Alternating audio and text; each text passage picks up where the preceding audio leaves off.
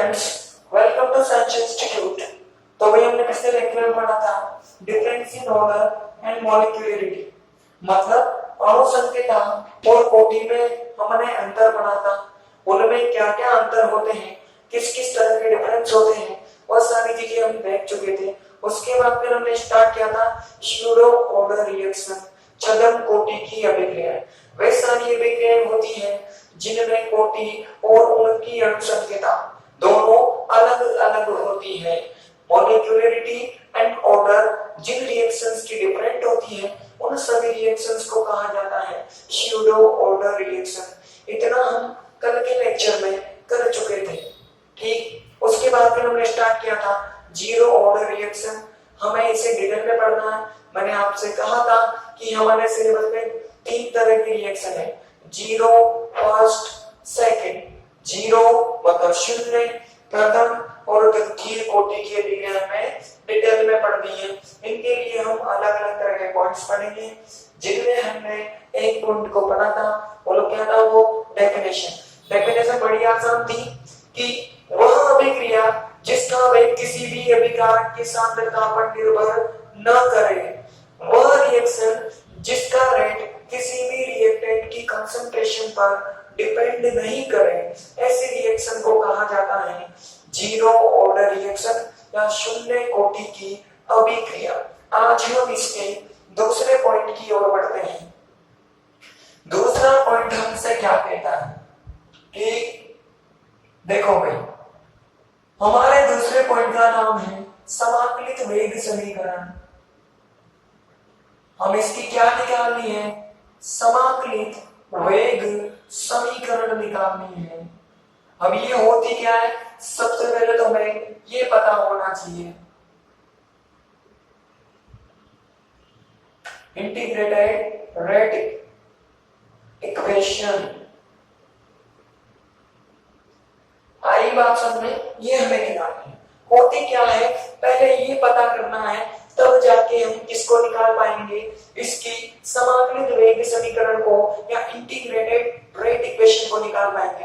तो देखो क्या होती है, अगर हम किसी भी अभिक्रिया के बारे में उसके के को पता लगाना चाहते हैं, सपोज करो मैंने रैंडमली कोई भी रिएक्शन ली, अचानक से मैंने कोई भी रासायनिक अभिक्रिया ले ली, अगर मैं उसके के को ज्ञात करना चाहता हूं, के का मतलब रेट कांस्टेंट, वेग नियम, वेग नियतांक, अगर मैं उस रिएक्शन के को ज्ञात करना चाहता हूं तो इस के फॉर्मूले को ही कहा जाता है समाकलित वेग समीकरण।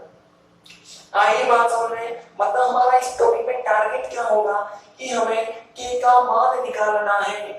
जहां भी हमें के का मान मिल जाएगा, के की वैल्यू मिल जाएगी, उसी को क्या बोल देंगे हम, समाकलित वेग समीकरण बोल देंगे। अब इसमें समाकलित वर्ड क्यों लगा है, इंटीग्रेटेड क्यों लगा हुआ है, क्योंकि इस के का मान हमें किसके थ्रू मिलेगा, इंटीग्रेशन के थ्रू, समाकलन के थ्रू मिलेगा। अब वो कैसे मिलेगा, हमें धीरे धीरे करके जब डेरिवेशन आगे बढ़ेगा तो समझ में आ जाएगा। लेकिन हमें पता लग गया कि हमें इस टॉपिक में करना क्या है, के फॉर्मूले को ज्ञात करना है, के फॉर्मूले को निकाल लेना है। शुरू करते हैं। देखो, ये डेरिवेशन आपकी बाकी रिएक्शंस के लिए क्या होगा, बेसिक का काम करेगा। अगर आपने इसे ध्यान से समझ लिया, कंसंट्रेशन के साथ में आपने इसको समझ लिया, तो इसमें जो जो बातें हम यूज में लेंगे उन्हीं सब चीजों को आप यूज में ले सकते हो बाकी आने वाली दोनों रिएक्शंस के लिए। तो इसमें बहुत ज्यादा बेसिक बता रहा हूं मैं। अगर ये समझ लिया आपने तो मानो कि आपको फर्स्ट ऑर्डर भी आ गया, सेकंड ऑर्डर भी आ गया, मतलब प्रथम कोटि का भी आ गया और द्वितीय कोटि का भी आ गया। तो बड़े ध्यान से देखना है इसके डेरिवेशन को। करना क्या है, इस टॉपिक में हम हमेशा एक समीकरण मानेंगे। माना कि कोई अभिक्रिया कहां से कहां की ओर जा रही है, ऐसे पी की ओर जा रही है, या ए को मानो बोली, क्या मानो, आर मान लो। ठीक है, आर मतलब रिएक्टेंट, टी मतलब प्रोडक्ट, कुछ भी मान लो, जो भी मानोगे सब सही है, हमें तो मानना है। ठीक है ना।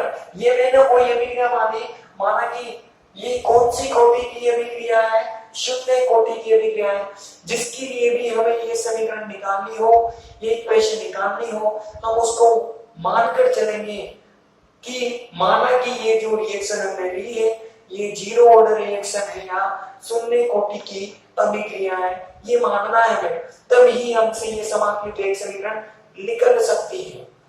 तो हमने माना कि ये कौन सी रिएक्शन है, जीरो ऑर्डर रिएक्शन। अब जीरो ऑर्डर रिएक्शन में माना कि t बराबर 0 पर सपोज करो इसकी जो स्टार्टिंग की कंसंट्रेशन है, जो इनिशियल कंसंट्रेशन है, उस इनिशियल मतलब प्रारंभिक सांद्रता को मैंने कितना मान लिया, a मान लिया। आई वासन प्रारंभ में मैंने जो भी ली होगी 10 मोल 15 मोल 30 मोल कुछ भी, मतलब कुछ भी जो भी आपने ली है वो ही क्या कहलाएगी, प्रारंभिक सांद्रता या इनिशियल कंसंट्रेशन। अब t बराबर 0 का मतलब मैंने आपको इस यूनिट में कई बार समझा दिया कि t बराबर 0 जहां भी लिखा हो उसका मतलब सिर्फ एक ही होता है कि अभी तक अभिक्रिया शुरू नहीं हुई है, अभी तक रिएक्शन स्टार्ट नहीं हुई है। 0 का मतलब यही है जैसे समय आगे बढ़ेगा रिएक्शन होना स्टार्ट कर देगी, शुरू हो जाएगी। तो t बराबर 0 मतलब रिएक्शन अभी तक स्टार्ट नहीं हुई, तो ये उतना ही रहेगा, मतलब जितना हमने लिया है।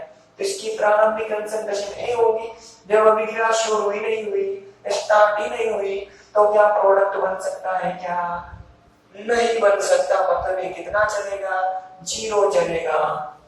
आगे अभिक्रिया की बढ़ती रही बढ़ती रही बढ़ती रही, माना कि कोई समय t आ गया 10 सेकंड 15 सेकंड 1 घंटा 2 घंटा एनीथिंग कुछ भी, मैंने t समय माना, उस t समय पर देखा कि इधर से जो ये a सांद्रता थी इसके x मोल मैंने मान ली अपनी मर्जी से कि x मोल किस में कन्वर्ट हो गई, प्रोडक्ट में कन्वर्ट हो गई, ठीक।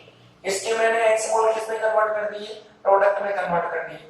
जब x इधर की तरफ चला गया तो इधर से कितना कम हो जाएगा भाई, पहले a था x चला गया तो कितना बचेगा, a माइनस x, बोलो बचेगा कि नहीं बचेगा।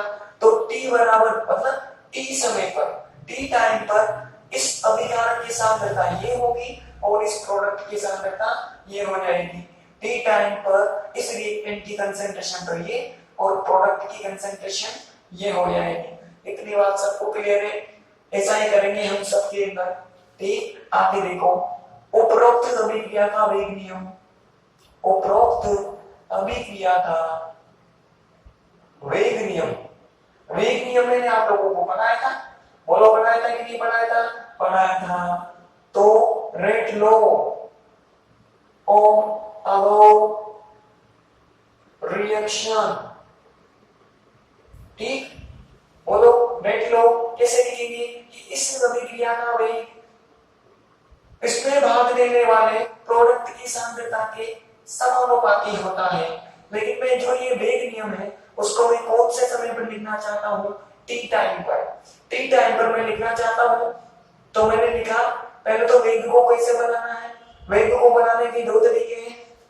मैंने स्टार्टिंग में बताया था आप लोगों को, क्रियाकारक की सांद्रता में परिवर्तन, नीचे समय में परिवर्तन, चेंजिंग कंसंट्रेशन ऑफ प्रोडक्ट और चेंजिंग टाइम, कुछ भी कर दो, या तो रिएक्टेंट की कंसंट्रेशन में चेंज बता दो या प्रोडक्ट की कंसंट्रेशन में चेंज बता दो, बस फर्क किसका होता है, प्लस और माइनस का फर्क होता है। बात समझ में आ रही है नहीं आ रही? तो मैं इसका रेट दो तरह से बता सकता हूँ, कैसे कैसे। एक बार मैंने प्रोडक्ट को माना तो प्रोडक्ट पर टी टाइम पर कितनी सांद्रता है भाई, a माइनस एक्स, परिवर्तन के लिए d लगा दिया, चेंज के लिए d लगा दिया, और नीचे की तरफ क्या आ जाएगा dt। ये भी मैंने इसका वेग बना लिया, या फिर मैं ऐसा भी कर सकता हूँ, अब मैंने रिएक्टेंट लिया है, आगे क्या लगाना पड़ेगा, माइनस लगाना पड़ेगा। माना कि मुझे पसंद नहीं है भाई, मैं तो रिएक्टेंट को नहीं लेना चाहता, इसको नहीं लूंगा, मैं किसको लूंगा, प्रोडक्ट को लूंगा। तो प्रोडक्ट कितना है, x है, चेंज के लिए क्या करोगे, dx, नीचे टाइम के चेंज के लिए dt।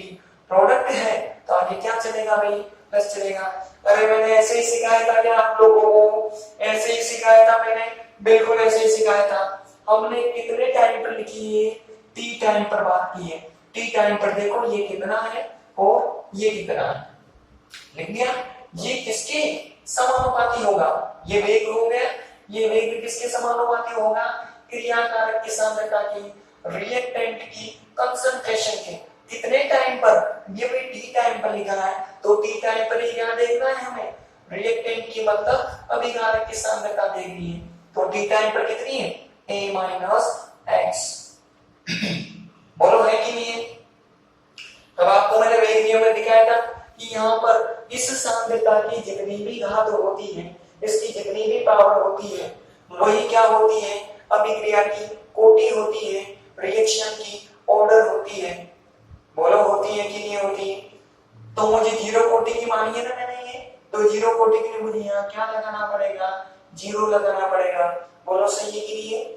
मैंने टोटल कंसंट्रेशन की पावर कितनी कर दी, जीरो। तो मतलब रिएक्शन कौन सी ऑर्डर की होगी, जीरो ऑर्डर की रिएक्शन हो गई।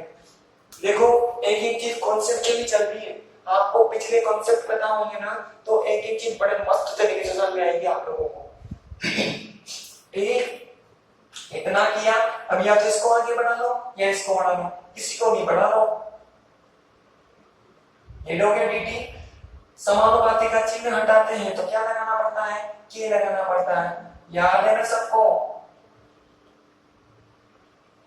अब देखो ये के है, रिएक्शन जीरो ऑर्डर है, तो ये के भी किसका होगा, जीरो ऑर्डर का मतलब शून्य कोटि का होगा।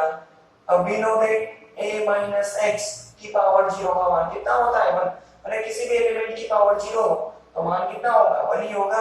तो फाइनली क्या लिख सकते हैं हम, dx upon dt is equal to क्या हो जाएगा, k0। ये हमारी कौन सी इक्वेशन आ गई, समीकरण नंबर 1। ये कहलाती है अवकलित वेग समीकरण। ये क्या कहलाती है भाई, अवकलित वेग समीकरण, डिफरेंशिएटेड रेट इक्वेशन। हमें ये कैलकुलेट करनी है, लेकिन अभी जो ये आएंगे अवकलन की फॉर्म में, डिफरेंशिएशन की फॉर्म में, तो इसे क्या कहते हैं हम, अवकलित वेग समीकरण या डिफरेंशिएटेड इक्वेशन। किसकी, जीरो ऑर्डर, तो जीरो ऑर्डर की हो जाएगी। ठीक होगी, आगे बढ़ो। जब ये समीकरण आ जाए आपके पास, अवकलित वेग समीकरण आ जाए, उसके बाद में आपको दो चीजें ध्यान में, एक चीज ध्यान में रखनी है, क्या कि यहां से आपको इस कंसंट्रेशन को और इस टाइम को अलग अलग करना है। सारी कंसंट्रेशन की टर्म एक तरफ और सारे टाइम की टर्म एक तरफ। कंसंट्रेशन मतलब सांद्रता को एक तरफ रखना है और समय को एक तरफ रखना है। ये काम हमें करना है यहाँ से। तो हमें पता है dx क्या होती है, कंसंट्रेशन सांद्रता, dt क्या है, टाइम मतलब समय। तो इसको इस तरफ ले जाओ, इसको इस तरफ ही रहने दो, हमें अलग अलग करना है। एक तरफ ये होना चाहिए और एक तरफ ये होना चाहिए। तो ये लो भाई dx, इसको इधर कर दिया तो क्या हो जाएगा, k0 dt। बोलो आएगा कि नहीं आएगा, आएगा। यही काम करेंगे हमेशा, जिसके आने के बाद कंसंट्रेशन मतलब सांद्रता को एक तरफ और टाइम मतलब समय को एक तरफ करना है। इसके बाद फिर ये आने के बाद हमें क्या करना है, समाकलन करना है। समाकलन करने पर ऑन इंटीग्रेटिंग, ऑन इंटीग्रेटिंग, ठीक, ऑन इंटीग्रेटिंग, इंटीग्रेशन कर दो भाई। इंटीग्रेशन करने के लिए समाकलन का चिन्ह लगाना पड़ेगा। ये लो भाई, ये हो गया dx। अब देखो इधर भी आएगा, ये dt हो गया कि नहीं हो गया। अब देखो k0 क्या होता है, कांस्टेंट। तो जो जो कांस्टेंट है उसको तो बाहर कर दो, कर दिया बाहर हमने। ये लो dx का इंटीग्रेशन सबको आता ही है, क्या हो जाएगा भाई, x हो जाएगा। k0 तो k0 है, इधर dt का करोगे तो t। अब देखो दो तरह की इंटीग्रेशन होते हैं, एक तो होता है निश्चित और एक होता है अनिश्चित, मतलब डिफाइंड और अनडिफाइंड। ये कौन सा इंटीग्रेशन है, अनडिफाइंड इंटीग्रेशन है। अनडिफाइंड है तो यहाँ पीछे क्या लगाना पड़ेगा, एक कांस्टेंट ऐड करना पड़ेगा। बोलो ऐसा ही करते हैं, तो हमने एक कांस्टेंट लगा दिया। अब इसका भी क्या निकालना है, मान निकालना है। ये समीकरण कौन सी आ गई, दो, ये 1 हो गई और ये कौन सी हो गई, 2 हो गई। अब इसकी वैल्यू निकालने के लिए हमें कंडीशन लगानी है, हर बार यही कंडीशन लगाएंगे। मैंने क्या कर दिया, t बराबर 0 पर, t बराबर 0 पर, t बराबर 0 पर जाकर देखो, t बराबर 0 पर बताओ क्या है, x बराबर कितना है, 0। जब t का मान मैंने 0 किया तो x घटकर कितना हो गया, 0। तो यहां से ये x कितना हो गया 0, तब 8t is equal to 0, then x is equal to 0। तो यहां से क्या हो जाएगा भाई, ये 0 समझ में आ गया ना, ये लगाएंगे हम हमेशा, ये 0 हो गया और ये हो जाएगा k0 into 0 और ये t हो जाएगा, c हो जाएगा। तो यहां से सोल्व किया तो c बराबर कितना आ गया भाई, बोलो उतना आएगा कि नहीं आएगा, आ गया, वैल्यू पुट कर दो फ्रॉम इक्वेशन 2, समीकरण 2 से, ठीक करो भाई। तो x इज इक्वल टू क्या होगा k0 पे, यहां से मैं k0 का समांतर रेखा समीकरण मतलब k0 का मान निकाल लो भाई, k0 तो कितना हो गया x अपॉन t, बोलो k0 आ गया तो हमें क्या मिल गई, समाकलित वेग समीकरण मिल गई, बोलो मिल गई कि नहीं मिल गई। मैंने ये तो कहा था समाकलित वेग समीकरण का मतलब है हमें क्या निकालना है, k0 निकालना है। जहां भी हमें रेट कांस्टेंट k की वैल्यू मिल जाएगी वही क्या हो जाएगी हमारे लिए इंटीग्रेटेड रेट इक्वेशन हो जाएगी। तो ये क्या निकालनी है हमें, इंटीग्रेटेड रेट इक्वेशन निकालनी है। बात तो समझ में आएगी कि नहीं आएगी, हमें यही काम करना है, कोई ना कोई रिएक्शन मानेंगे, रेट लो लिखेंगे, इस फॉर्म में भी लिख दो इस फॉर्म में भी लिख दो, आगे बढ़ो, जो भी हो पावर 0 कर दो, अब 0 है तो 0 कर दिया, सोल्व कर दिया, ऐसी जो इक्वेशन लिखी थी हमें वो हो गया अवकलित समीकरण, डिफरेंशिएटेड इक्वेशन। यहां पर आने के बाद दोनों को अलग-अलग करना है, इस समाकलन मतलब इंटीग्रेशन कर देना है, कर के कांस्टेंट लगाना पड़ेगा हमेशा, क्योंकि इंटीग्रेशन कैसा रहेगा हमारे पास, अनडिफाइंड रहेगा, अनिश्चित रहेगा। इसकी वैल्यू हम इसी कंडीशन से करेंगे हमेशा, वैल्यू पुट कर देंगे, सॉल्व कर देंगे तो हमें k0 की वैल्यू मिल जाएगी, जो क्या हो जाएगा हमारे समाकलित वेग समीकरण हो जाएगी। बोलो होगा कि नहीं होगा, हो गया, लिखो भाई इसके अंदर जल्दी लिखो, माना कि कोई शून्य कोटि की अभिक्रिया, माना कि कोई शून्य कोटि की अभिक्रिया, माना कि कोई शून्य कोटि की अभिक्रिया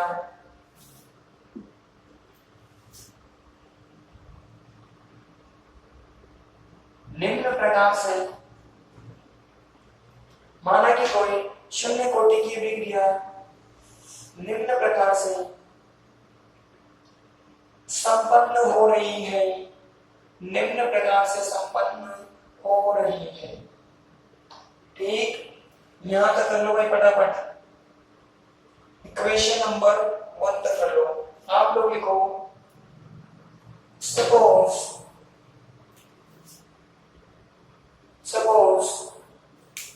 zero order reaction, suppose zero order reaction is carried out in following way,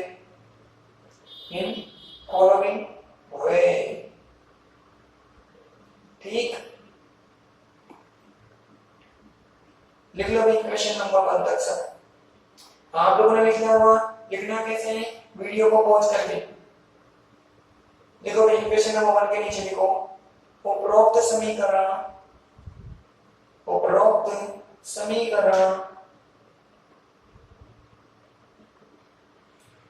शून्य कोटि की, उपरोक्त समीकरण शून्य कोटि की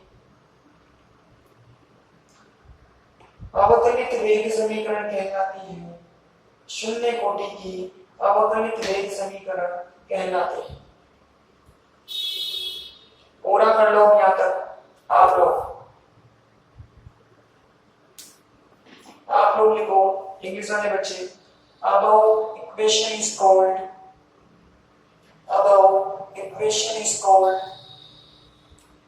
differentiated above equation is called differentiated rate equation for zero order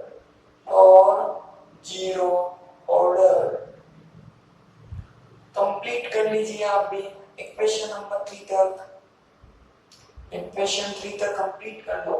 आप लोगों ने कर लिया होगा, हिंदी वाले बच्चों ने। लिखो 3 के नीचे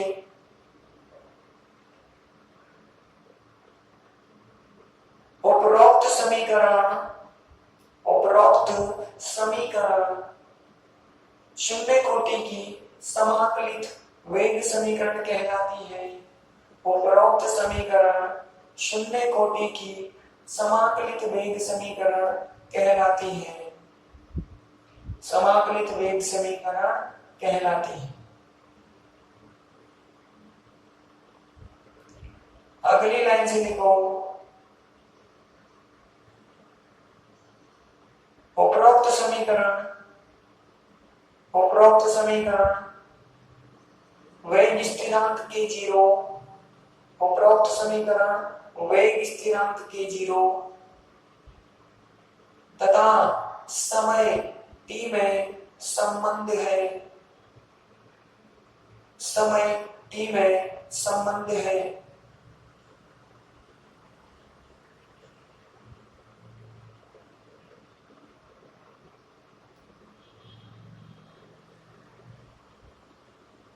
ठीक, आप लोगों ने लिख लिया होगा भाई। लिखो above equation is, above equation is called integrated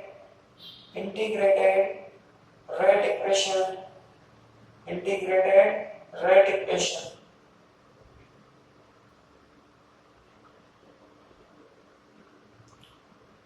next line से लिखिए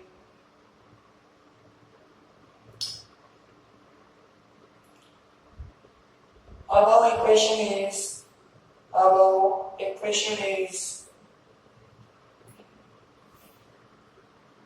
relation between, above equation is relation between rate constant k0, rate constant k0 and time t, rate constant k0 and time t।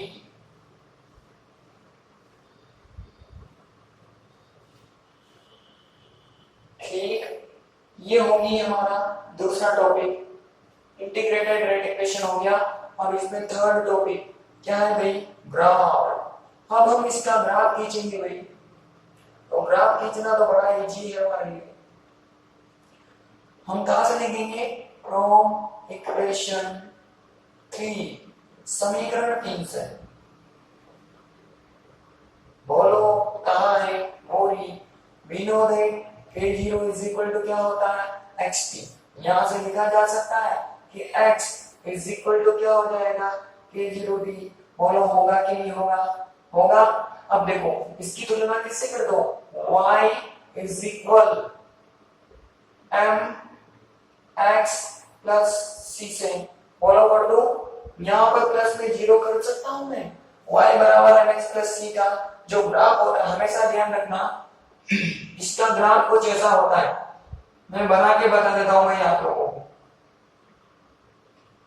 जब ये c not equal to zero होता है, आई बात समझ में, जब ये c not equal to zero होता है तो इसका ग्राफ कुछ ऐसा दिखाई देता है। लेकिन जब c जीरो हो गया, c जीरो का मतलब धीरे धीरे करके नीचे की तरफ आएगा आएगा आएगा, तो यहाँ पर आ जाते c जीरो हो जाएगा। तो ये रेखा यहाँ से न जाके, यहाँ से न जाके कहां से जाएगी, इस ओरिजिन से जाएगी, मूल बिंदु से जाएगी। क्योंकि यहाँ पर हमारे पास ये क्या है, जीरो है। तो इसका जो ग्राफ होगा वो हमें कैसा मिलेगा भाई, ऐसा मिलेगा। ये x एक्सिस होती है, इस पर क्या चलेगा, x की जगह कौन है, t टाइम चलेगा। और y एक्सिस पर कौन चलेगा, y की जगह कौन है, x। x का मतलब क्या, कंसंट्रेशन, सांद्रता चलेगी। तो इधर की तरफ कंसंट्रेशन, इधर की तरफ टाइम t। ऐसा ग्राफ आएगा हमें। m मतलब ढाल, ढाल का मतलब स्लोप। ये कैलकुलेट करनी है तो कैलकुलेट करने का तरीका मैंने बता रखा आप लोगों को। क्या करना है, ये हो जाएगा dy और ये हो जाएगा dx। तो यहां से स्लोप कितनी आ जाएगी, dy अपॉन dx, बोलो आएगी कितनी आएगी। और ये स्लोप, ये m होती है स्लोप, ये m ऐसे निकाला हमने, ये किसके इक्वल है, k0 के इक्वल है। बोलो अगर हमें k0 की वैल्यू कैलकुलेट करनी हो तो क्या करें, हमें क्या क्या क्या कैलकुलेट करनी पड़ेगी, क्या ज्ञात करनी पड़ेगी, स्लोप ज्ञात करनी पड़ेगी। हम स्लोप को पता करके उस रिएक्शन के k0 को कैलकुलेट कर सकते हैं। ठीक है, तो इस तरह से हमें किसकी वैल्यू मिल जाएगी भाई, k0 की वैल्यू मिल जाएगी। और ये ग्राफ कैसे मिला हमें, स्ट्रेट लाइन की फॉर्म में, सरल रेखा के रूप में मिला, जिसमें k0 ऐसे ज्ञात किया जा सकता है। आइए बात समझ में, सिंपल है, देखो इजीली हम इस ग्राफ को ड्रॉ कर सकते हैं और समझ सकते हैं। इतना कर लो फटाफट, जल्दी करो, कर लेना वीडियो पॉज करके, इसके नीचे लिखो, ग्राफ के नीचे पूरा कर लो और यहाँ के नीचे लिखो। अतः स्पष्ट है कि शून्य कोटि का समय सांद्रता ग्राफ, शून्य कोटि का समय सांद्रता ग्राफ सरल रेखा के रूप में, सरल रेखा के रूप में प्राप्त होता है।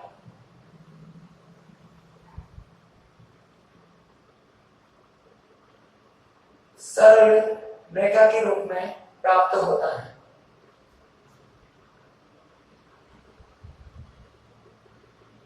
सरल रेखा के रूप में प्राप्त होता है। इस सरल रेखा की ढाल, इस सरल रेखा की ढाल वेग स्थिरांक k0 के मान के बराबर होती है। वेग स्थिरांक k0 के मान के बराबर होती है। वेग स्थिरांक k0 के मान के बराबर होती है। एक टॉपिक डालो आप लोगों का और आप लोग लिखो, it's clear concentration time curve या concentration time graph, concentration time graph और zero order reaction is obtained as straight line, is obtained as straight line. Slope of this straight line, slope of this straight line is equal to rate constant k0, is equal to rate constant k0। ठीक, अब लिखो अर्ध आयु का half life period होता क्या है। देखो इसका नाम ही इसकी डेफिनेशन बताना है। हाफ का मतलब आधी, हाफ का मतलब क्या है, आधी, मतलब वह टाइम, और आयु का मतलब काल, पीरियड मतलब तो टाइम ही होता है, मतलब वह टाइम जब उसकी अभिकारक की सांद्रता प्रारंभिक मान की आधी हो जाए, वह टाइम जब उसके रिएक्टेंट की कंसंट्रेशन इनिशियल वैल्यू की हाफ हो जाए।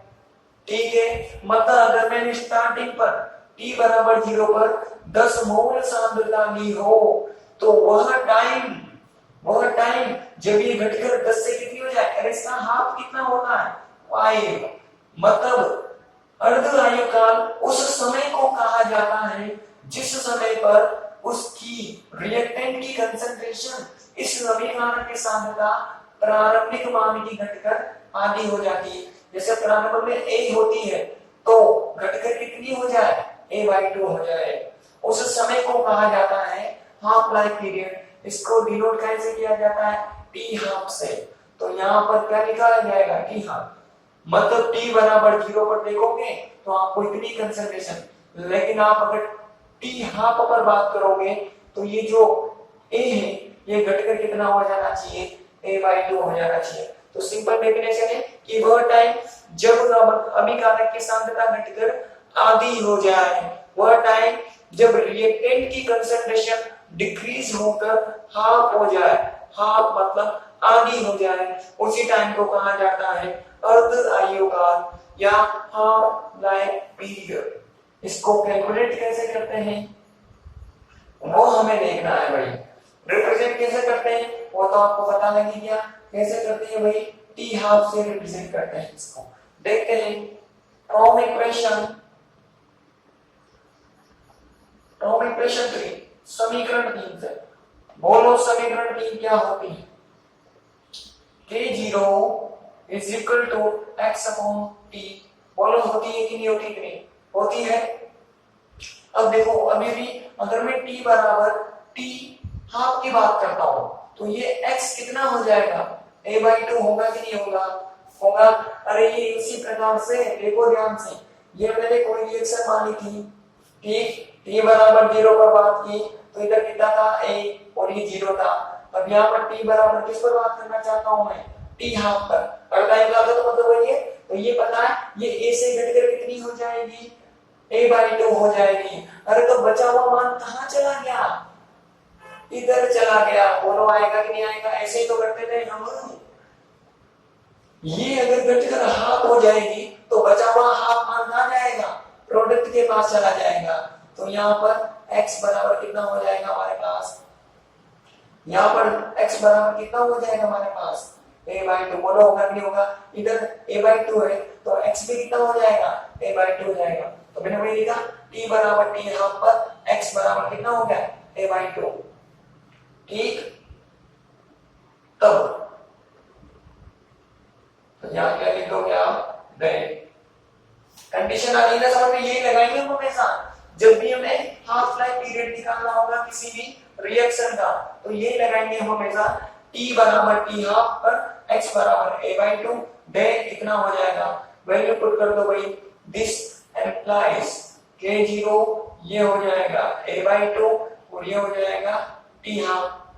होगी हमें किसका मान निकालना है, t हाफ का, निकाल लो भाई, ये k0 sorry t half is equal to a upon 2 k0। बोलो t हाफ की वैल्यू आ गई कि नहीं आ गई, आ गई। अब सिंस हमें पता है 2 भी कांस्टेंट और k0 भी कांस्टेंट, जब दोनों ही कांस्टेंट है, दोनों ही क्या है, कांस्टेंट है, अगर इस कांस्टेंट को रिमूव कर देंगे हम तो यहां से क्या आएगा, जब किसी रिएक्शन के कांस्टेंट रिमूव करते हैं तो ये इक्वल इसमें चेंज हो जाएगा, प्रोपोर्शनल में चेंज हो जाएगा। ये हटा लिया तो बराबर किसमें बदलेगा, समानुपाती, उल्टी प्रोसेस है।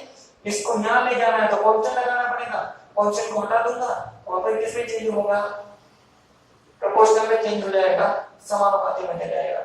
मतलब t हाफ a के डायरेक्टली प्रोपोर्शनल होता है, ये t हाफ a के सीधे समानुपाती होता है। बात समझ में आई कि नहीं आई, हमने कंडीशन कुछ इस तरह से निकाली, ये करेंगे हम हमेशा ध्यान रखना, ठीक। तो इस तरह से यहां से t हाफ कैलकुलेट कर सकते हैं हम। इक्वेशन 3 आ गई थी, इक्वेशन 4 और ये क्या हो गया, इक्वेशन 5 हो गया।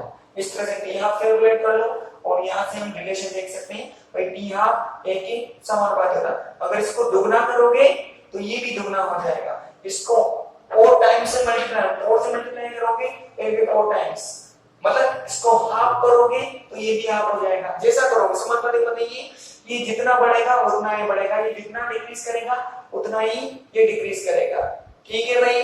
और कहते क्या है इसको कि वह टाइम जब रिएक्टेंट की कंसंट्रेशन इनिशियल वैल्यू की हाफ हो जाए, प्रारंभिक मान की आधी हो जाए। लिखो डेफिनेशन फटाफट, वह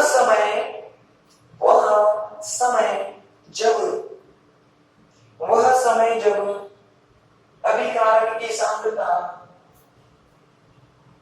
वह समय जब अभिकारक की सांद्रता प्रारंभिक मान की आधी हो जाती है, प्रारंभिक मान की आधी हो जाती है, अर्ध आयुकाल कहलाता है, अर्ध आयुकाल कहलाता है। इसे t हाफ से प्रदर्शित करते हैं, इसे डी हाफ से प्रदर्शित करते हैं। फटाफट से यहां तक लिख लो भाई, और एक अपने लिख लो ना, आप लोगों के समझ लेंगे। जल्दी आ जाओ फटाफट 5 पर आप लोग लिखो। The time eight which, the time eight विच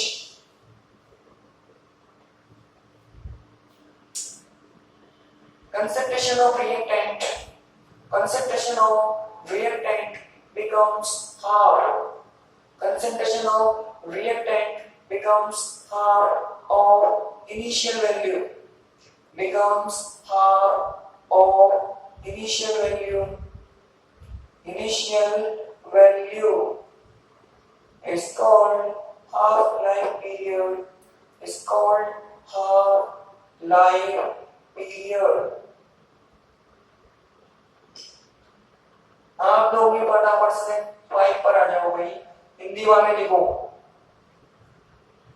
समीकरण 4, समीकरण 4 की सहायता से, समीकरण 4 की सहायता से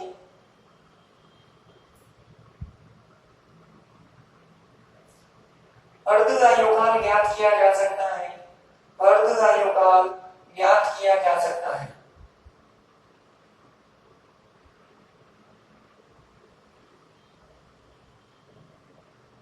ठीक, अगली लाइन से लिखो। समीकरण 4, समीकरण 4 अर्धआयुकाल, अर्धआयुकाल अभिकारक की प्रारंभिक सांद्रता, अर्धआयुकाल अभिकारक की प्रारंभिक सांद्रता, ये एक क्या है यहाँ पर, इनिशियल कंसंट्रेशन, प्रारंभिक सांद्रता, तथा रेट तथा वेग नियतांक, तथा वेग नियतांक के मध्य संबंध है, के मध्य संबंध है, के मध्य संबंध है। अगली लाइन से लिखो। समीकरण 5 से स्पष्ट है कि, समीकरण 5 से स्पष्ट है कि अर्धआयुकाल प्रारंभिक सांद्रता के समानुपाती होता है, अर्धआयुकाल प्रारंभिक सांद्रता के समानुपाती होता है। ठीक, आप लोग लिखो उनके सारे बच्चे। From equation 4 value of half life period, value of half life period is calculated, is calculated, calculated। Next line से लिखो, नेक्स्ट लाइन से लिखो। Equation number 4, equation number 4 is relation between, equation number 4 is relation between half life period, half life period, initial concentration, initial concentration, rate constant, initial concentration, rate constant। Done। Next से लिखो।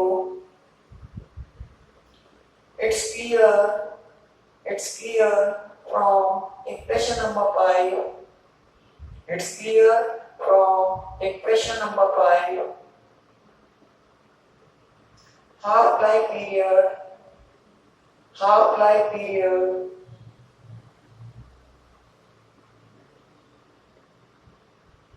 is